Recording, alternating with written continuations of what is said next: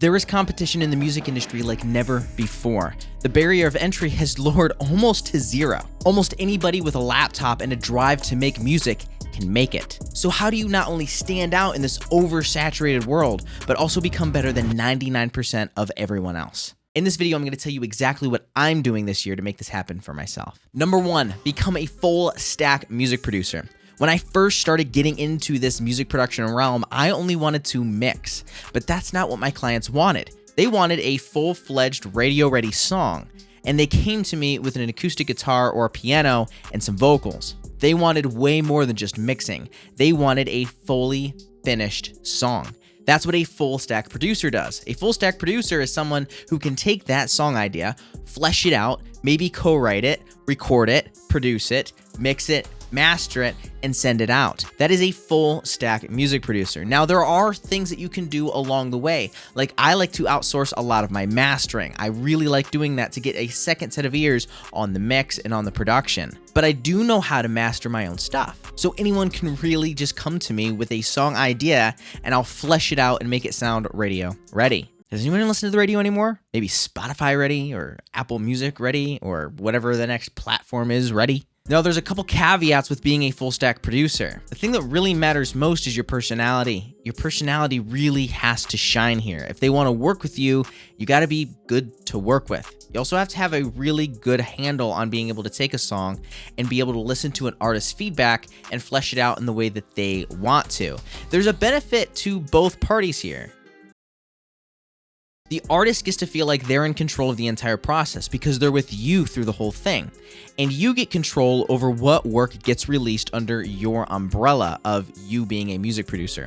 If your name is on it, wouldn't it be nice to know exactly start to finish the entire process of the song? If you're a co-writer and the song actually turns out kind of trashy, you might not necessarily want your name on it. But if you're in it for the royalties, you might as well have your name on everything, right? Number two, become the absolute best at songwriting. Songwriting is key, and if you're a great songwriter, you will always have a job, even if it's for yourself. Everything stems down to the song. This is one thing that I've really had to learn over the past couple years. I've gotten good at being able to write parts and record instruments and be able to record vocals and mix things and produce things. But when it comes to the songwriting, I've really been getting better and better and better at songwriting because everything stems down to that song. I've said this multiple times, but it's like a triangle, but it's upside down. The song's at the base of that. And if the song falls flat, the entire pyramid just crumbles. Nothing can stand if that song isn't fantastic. It needs to be great. And being a great songwriter will get you in every single room that you want. If you're the world's greatest songwriter, you will meet with Charlie Puth, you will meet with Taylor Swift and anyone else. If you're just a great songwriter, there's tons of great mixing engineers, great mastering engineers, and there's tons of great songwriters as well. But if you're the best at songwriting, you will always be in the room whenever you want to be. Songwriting is key. Number three, now this one's a tough one, but you need to be doing not 5, not 10x, but 50x the work that everyone else is putting in. I was just talking to somebody just a while ago, and they were talking about how the barrier of entry has lowered so much that anybody can be a producer. And that name has really started to lose its meaning. These days, it's really not that hard to make a song. You can grab a few splice samples, you can throw it into a DAW, you can come up with a little catchy melody, maybe have AI write some lyrics for you, and you can have somewhat of a decent sounding song that you can release on Spotify today. Real quick. Decent isn't good enough anymore. The bar has been raised, and you need to put in the work. There is only one promise that the universe gives. The harder the work, the greater the output. And that's a promise. I was talking with a mentor quite a while ago, and this was back when I first started getting into music production, and he told me something that just stuck with me for forever. He said, if you write a song every single day for a year, you will have maybe 2 or 3 good song ideas by the end of the year. And he said it in a way that was like, just do it and you'll have a couple great ideas. And I'm sitting there thinking, oh my gosh, 365 songs I have to write and only maybe have 2 or 3 good song ideas? He has now gone on to do this professionally.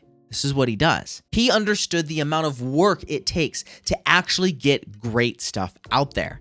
You can't mistake it. When somebody has done hundreds and hundreds and hundreds of songs, you get really good at this one thing. And if you think that you're going to write 1 or 2 or 3 songs a year, you're sadly mistaken. Everyone else could write 2 or 3 or 4 or 5 songs a year. If you're the one writing hundreds of songs a year, you're going to be the one that stands out because you've turned on that dirty tap. Ed Sheeran talks about the dirty tap strategy. You view it as a dirty tap. When you switch a dirty tap on, it's going to flow shit water out for a substantial amount of time, and then clean water is going to start flowing. And now and then you'll get a bit of shit, but as long as it gets out of you, it's fine. So with songs, you're going to write shit songs at the beginning. You are. My songs were terrible. My raps were terrible. Like, I listened to it the other day. It was awful. But I got it out of me. And the more and more you write, the more and more you experience. And then you start flowing clean water and songs start getting better and better and better. And this is even the same strategy that Mr. Beast uses when he creates YouTube videos. That's the same concept here. Turn on that tap and just start putting in the work. You will eventually get great stuff coming out. And eventually, you'll get to the point where all you have to do is turn on the tap and clean water will start flowing instantly. I'm still working on that myself. Number 4, be humble. I used to trash talk other producers. It's something I'm not really proud of, but I did it. I would see these producers on Instagram making these kind of mid songs. I didn't think they were that great. Then I would trash talk them to my friends and even to myself and be like, oh man, they're not nearly as good as I am. And then something really odd started happening. They got good and they started getting all the client work instead of me. Well, I was trash talking. They were grinding and I got left behind. One of my friends told me something that I'll never forget. He said, no one ahead of you is trash talking you. They're too busy putting in the work and they probably don't even know you exist.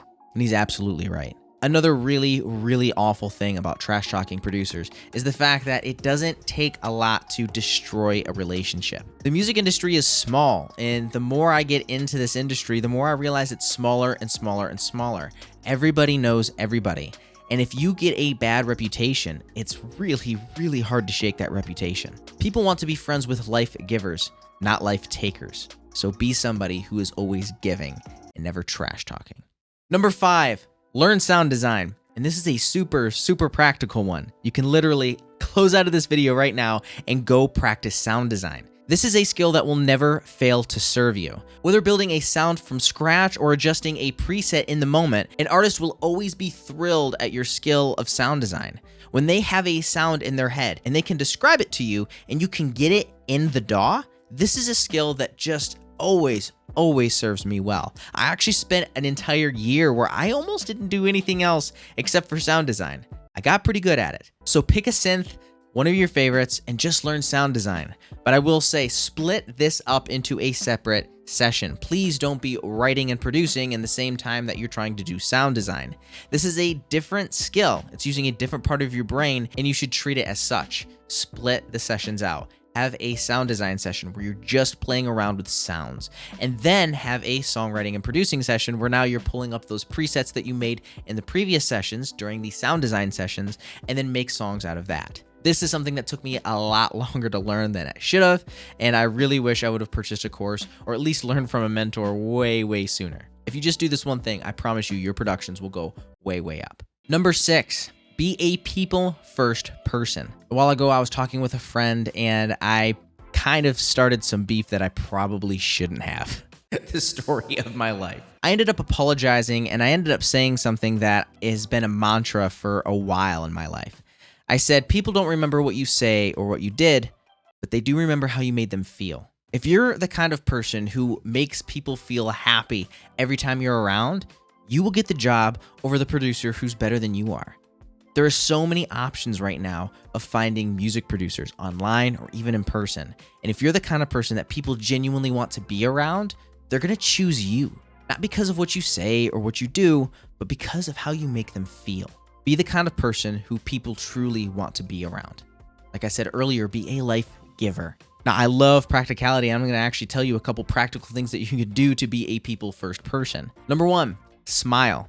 A lot. When they walk into the room, smile. This is something that I shouldn't have to say, but a lot of people just don't do this. Make eye contact, shake their hand, or greet them in a way that they like to be greeted, and smile at them. Everybody loves to be smiled at.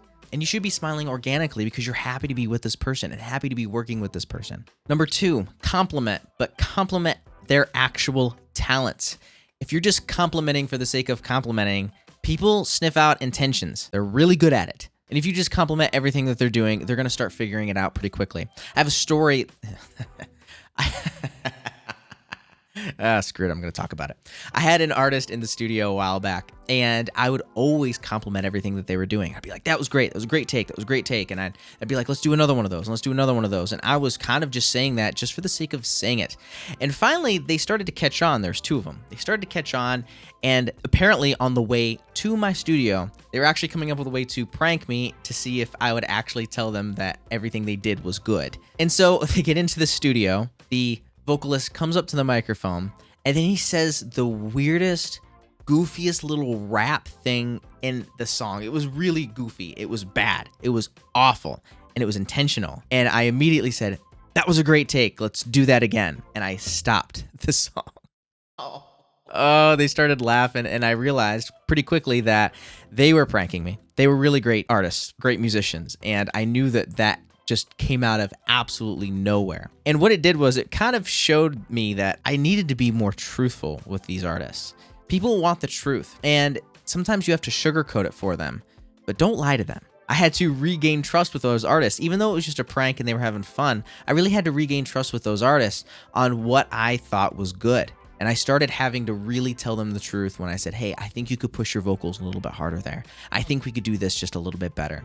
And they started to really trust me and respect me later on. Moral of the story is, don't be a liar, tell people the truth. And that's something that will serve you for the rest of your life. Number 7, value education over everything else. The pros and noobs now have access to the exact same killer technology. You can get access to Studio One and the entire Slate digital plugin collection for less than $30 a month. That's way more than most people need to make great music. So if your music isn't sounding the way you want it to sound, it's probably because of your lack of education and your lack of skill. That's the only thing separating a beginner from a professional. And if you feel like the distance between you and the skill that you want is so far apart, all you need is education to shorten that distance. Education is the catalyst for skill. The more you know, the more skill you will eventually get. The more applied knowledge, the more skill you get. If you have no idea what you're doing, it's going to take you forever to get where you want to go. Imagine somebody puts a blindfold on you, hands you a couple darts, and says, hit the bullseye. You have no idea where you're going. You might get it every now and then, spinning around the room with a blindfold on, having no idea what's going on. But if somebody takes off that blindfold, now you have a very direct path on where to go. You might not hit the bullseye right away, but the more you practice, the better it's going to get. But you had to have the blindfold off first. The removing of the blindfold is education. You need to know what to do next. Education almost always has a positive ROI, which is return on investment. If you spend $100, $300, $500 in your education, that's going to get you way, way, way better results than buying a $300 to $500 microphone, or a $300 to $500 set of monitors, or $300 to $500 worth of plugins. I promise you. And there's a lot of really good refund policies and a lot of really great creators out there that really want to make sure that you get the results that you're looking for. It always has a positive ROI. If you've bought an online course or enrolled in coaching or joined a membership before, you know that this is true. So a little shameless plug, if you are looking for education, I do have a free workshop. I will leave the link to that in the top of the description below. It is almost an hour long of in-depth teaching, and I break down everything that you need to get great vocal mixes. And at the end of this, I will pitch you one of my most popular programs. And the reason I'm telling you this is because I just like telling you the truth. You don't have to join, but the workshop is completely free, and I know you'll enjoy it. And if you've seen that workshop already, then you can go watch this video here. YouTube is recommending this video from my channel and specific to you. So click here, I'll see you over there. And now as always, go create.